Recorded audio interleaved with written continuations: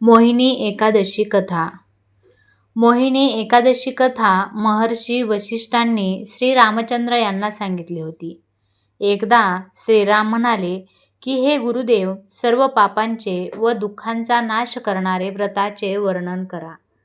सीतेच्या वियोगामुळे मला खूप त्रास सहन करावा लागला आहे. महर्षी वसिष्ठ म्हणाले, हे राम, आपण खूपच सुंदर प्रश्न मांडला आहे. आपली बुद्धी अत्यंत शुद्ध आणि पवित्र आहे. एखादी व्यक्ती आपले नाव घेऊन शुद्ध आणि पवित्र होते, तरीही लोकांच्या हितासाठी हा प्रश्न चांगला आहे. वैशाख महिन्यात येणाऱ्या एकादशीचे नाव मोहिनी एकादशी आहे. हे व्रत केल्याने मनुष्य सर्व पाप आणि दुःखापासून मुक्त होतो. याने सर्व मोह मायेपासून मुक्ती मिळते. मी याची कथा सांगत आहे, ध्यानपूर्वक ऐकावी. सरस्वती नदी काठावर भद्रावती नावाच्या नगरीत द्युतिमान नावाचा चंद्रवंशी राजा राज्य करत होता. तेथे धनधान्याने संपन्न आणि पुण्यवान धनपाल नावाचा वैश्य देखील राहत होता. तो अत्यंत धर्माळू आणि विष्णू भक्त होता. त्यांच्या नगरात अनेक भोजनालय, प्याऊ विहिरी, तलाव, धर्मशाळा निर्मित केल्या गेल्या होत्या. रस्त्यांवर आंबे, जांभूळ, कडुलिंबाचे अनेक वृक्ष लावले गेले होते. त्यांचे 5 पुत्र होते: सुमना, सद्बुद्धी, मेधावी, सुकृती आणि धृष्टबुद्धी. यापैकी 5वा पुत्र धृष्टबुद्धी महापापी होतो. तो पित्याची आज्ञा मानत नसे. तो वेश्या, दुराचारी मनुष्यांच्या संगतीत जुगार खेळत असे, परस्त्रीसह भोगविलास करत असे आणि मद्यमांसाचे सेवन करत असे. या प्रकारे तो चुकीच्या गोष्टींमध्ये वडिलांची संपत्ती नष्ट करीत असे. या कारणांमुळे वडिलांनी त्याला घराबाहेर काढले होते.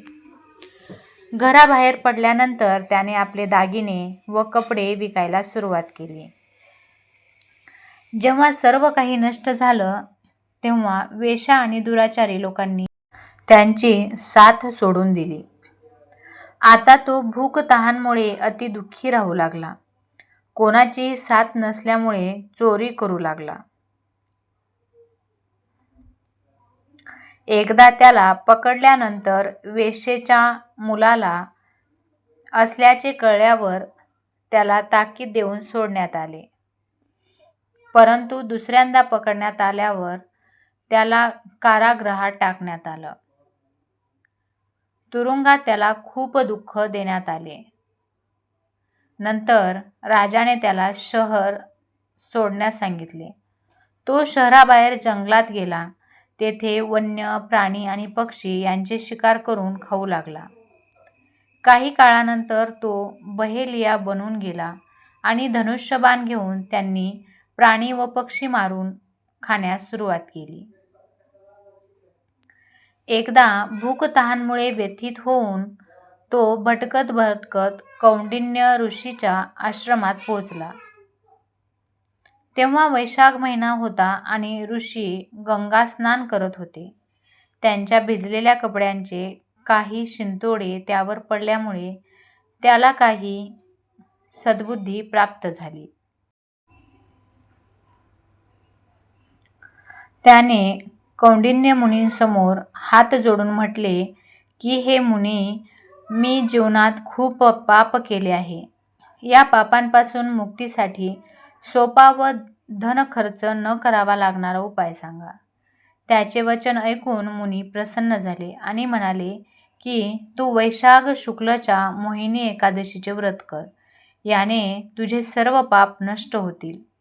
मुनींचे वचन ऐकून तो अत्यंत प्रसन्न झाला आणि त्यांनी सांगितल्याप्रमाणे विधीपूर्वक व्रत केले.